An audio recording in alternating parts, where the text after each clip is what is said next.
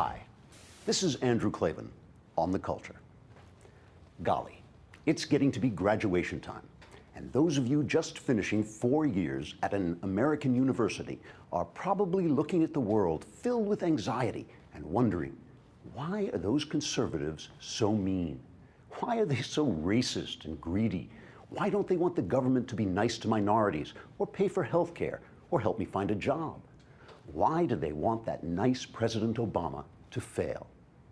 Well, college grads, the answers lie in a book you've never read called Democracy in America by Alexis de Tocqueville. To put this in terms you can understand, Alexis de Tocqueville was some French guy who lived way back in history days, before Lara Croft's breasts jiggled when you jumped her up and down in Tomb Raider. He wrote about politics and society, and much of what he said was true.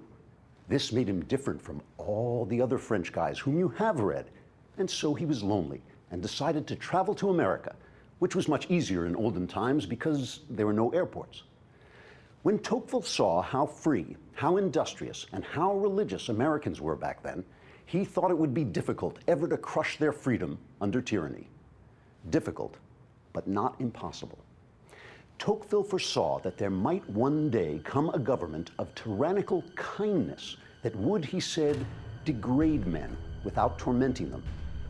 This kindly tyranny would be like a father, only instead of preparing its children for adulthood, it would seek to keep them in childhood forever. It would take care of all the citizens' needs and facilitate their pleasures, and so little by little rob them of the use of their free will.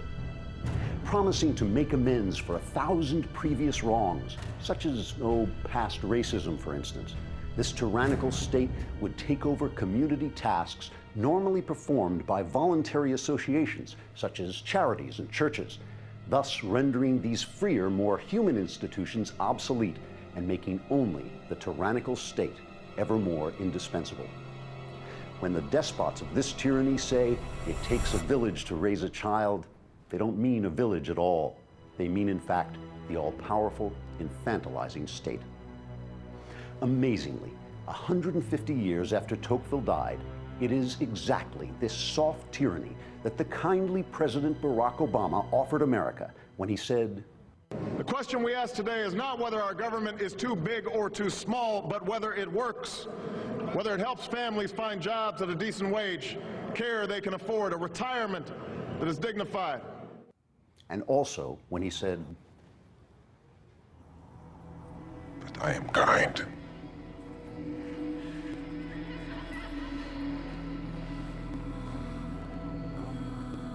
Everything you could ever desire.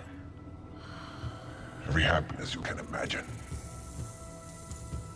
Every pleasure your fellow Greeks and your false gods have denied you, I will grant you. For I am kind.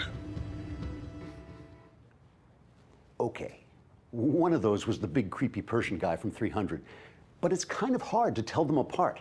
And no, not just because both have dark skin and are narcissistic metrosexuals.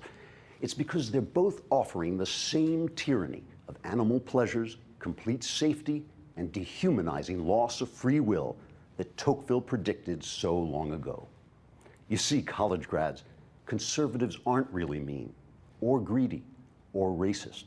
They just want you to keep your liberty. You haven't been taught about liberty, but it's that big scary American thing your forefathers fought and died for. I know, liberty is harder than slavery. It's full of risk and unequal outcomes.